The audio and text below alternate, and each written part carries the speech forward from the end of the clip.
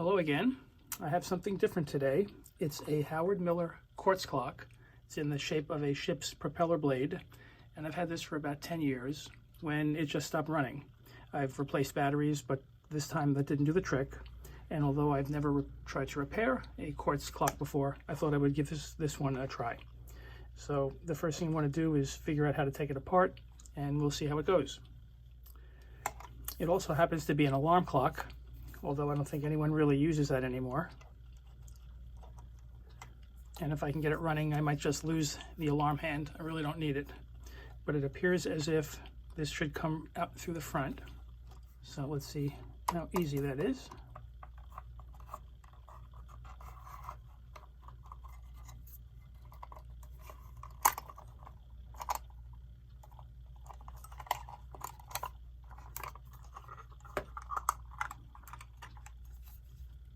Now the dial came off rather easily, or rather the glass and the rim.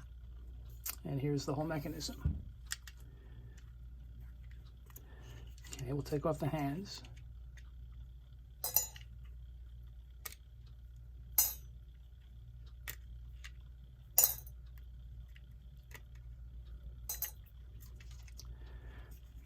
A couple of screws here, I think, is what's holding the movement to the dial. Let me take those out.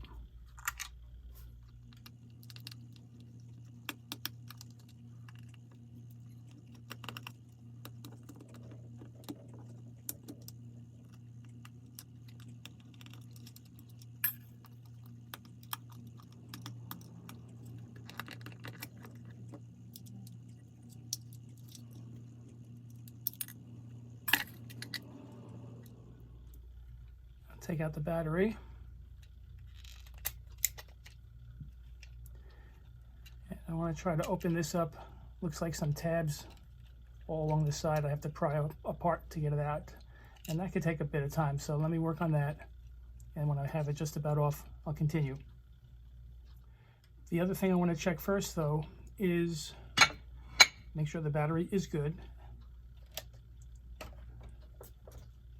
So I'll check it with my ohm meter. Have to go to volts for that one. It's a 1.5 volt battery. Let's see what the reading is. 1.44, so that's pretty much a new battery. And then I want to check the contacts here to see if there's a circuit.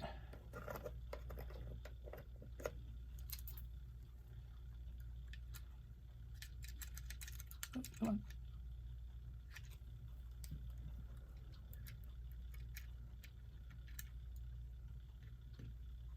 Yeah, there should be a circuit going through here, and there is not.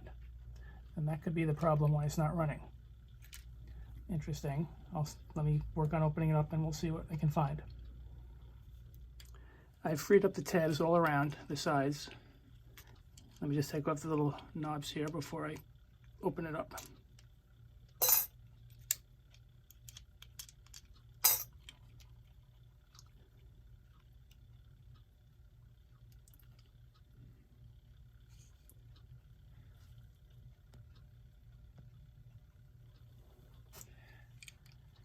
Let me remove the gears.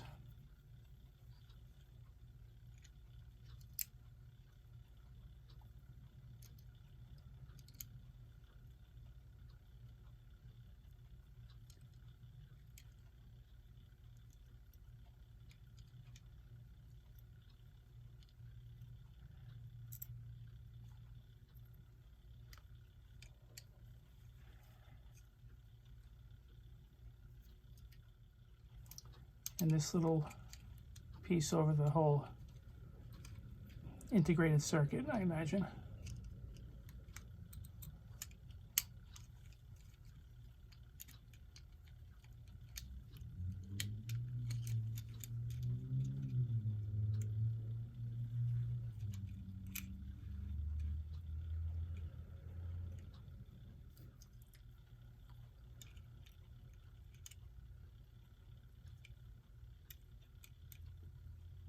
Let me try checking again with the ohm meter.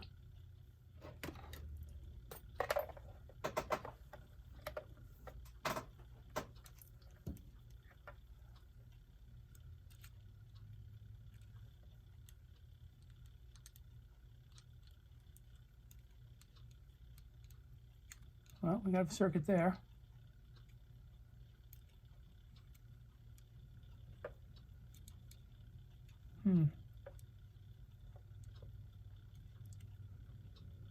So there must be a break, a contact missing from the battery terminal.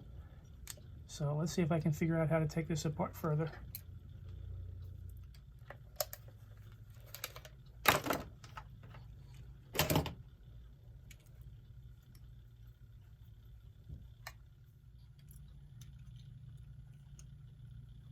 Let me check again with the ohm meter here.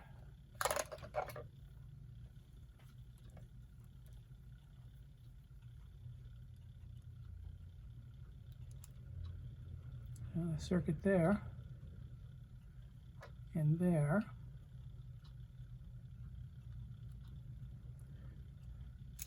But not here.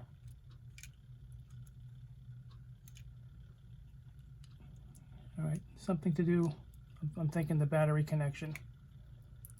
We'll find out.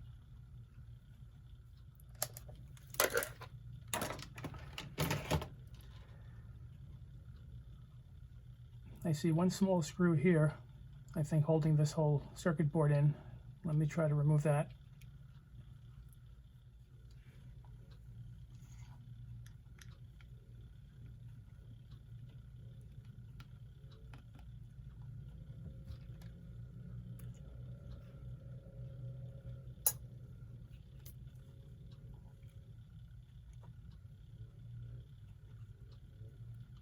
Let's see how this comes out of here.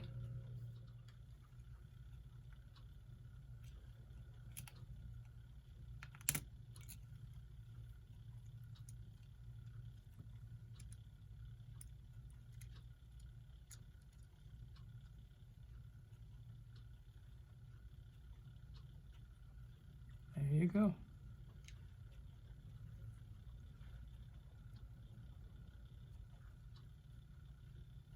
I'm not sure if I see the problem or not, but I see the two contacts that the battery terminal is attached, and these two little metal tabs make contact here and here, and this area is very scraped.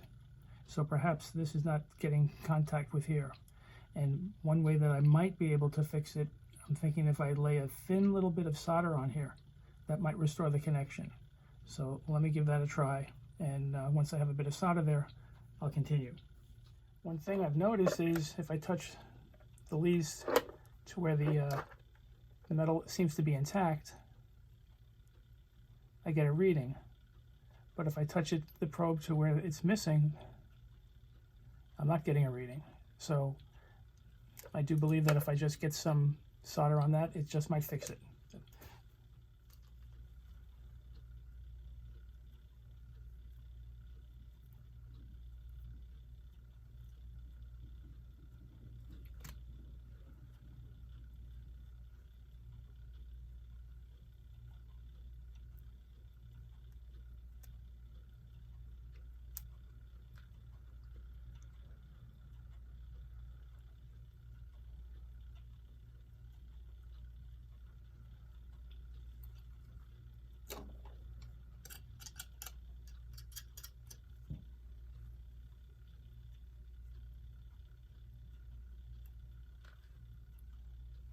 All right, let's see if that works. A little bit of solder. I'll start reassembling it.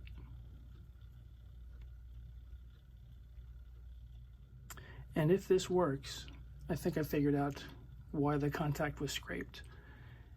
Every time a battery was inserted in here, it would push on this contact, which made this little contact on the inside wiggle back and forth, kind of like this. And over the years, over the 10 years of putting batteries in every year, I think this might have been what scraped away the metal contact on the circuit board. Anyway, let's try to put it back together.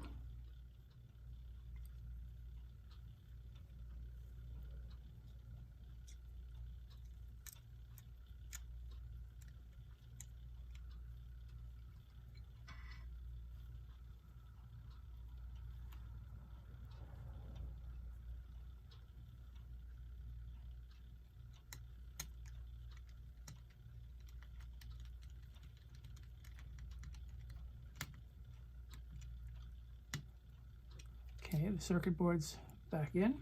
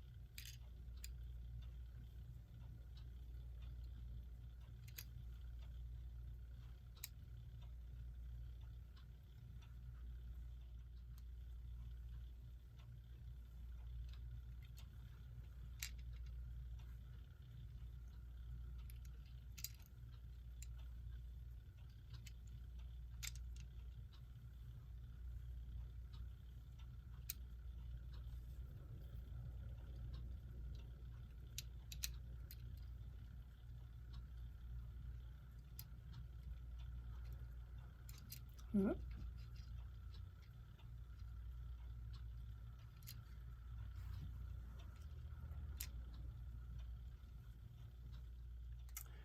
Now I just place the cover back on.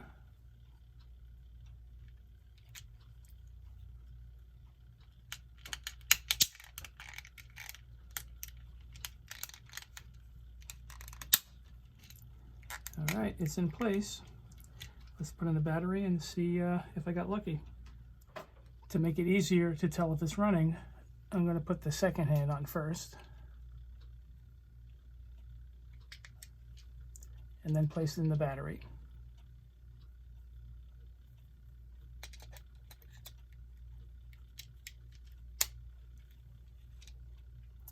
And it's running. How about that? Now I'm not sure what time is set or where it's at, but let's see what happens when I hit the alarm. Well, it might be running, but I'll have to adjust the time to see if that actually works. So let me give that a try.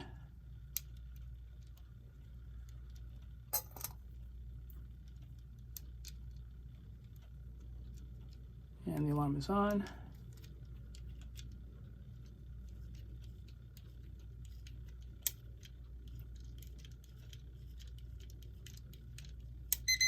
There it goes. That's a pleasant sound. Well, a successful repair, I would say. What I'm going to do next is work on reassembling the mechanism back into the dial and back into the case.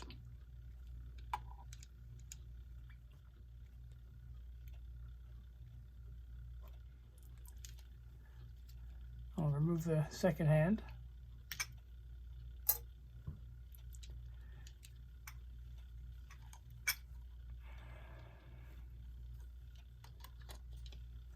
I believe it went this way.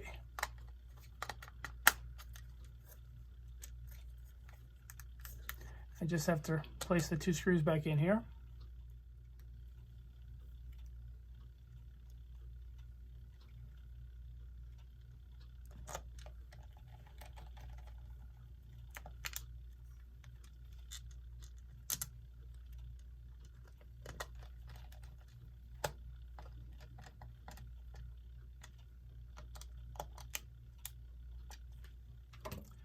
I'm going to remove the battery so that I'm not putting any pressure on any of the gears when I go to seat the hands. That way none of the gears are trying to turn.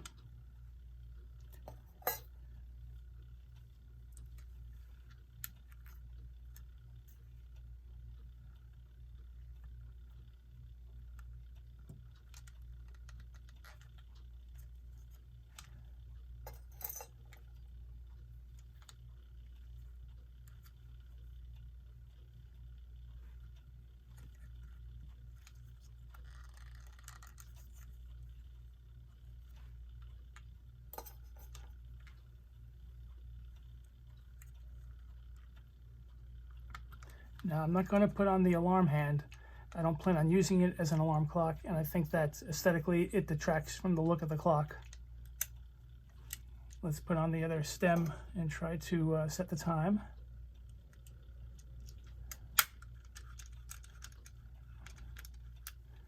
Okay, next we will insert the glass and the rim back over the dial.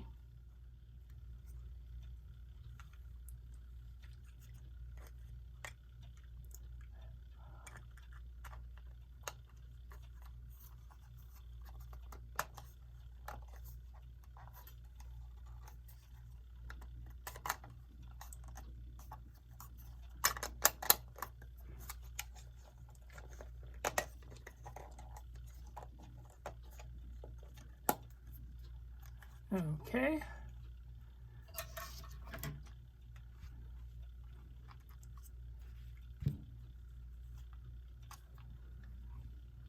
Battery is next.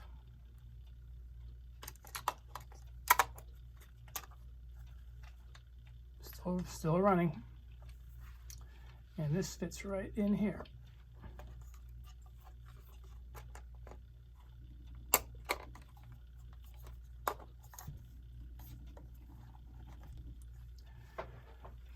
And there you have it, a Howard Miller quartz clock in the style of a ship's propeller blade.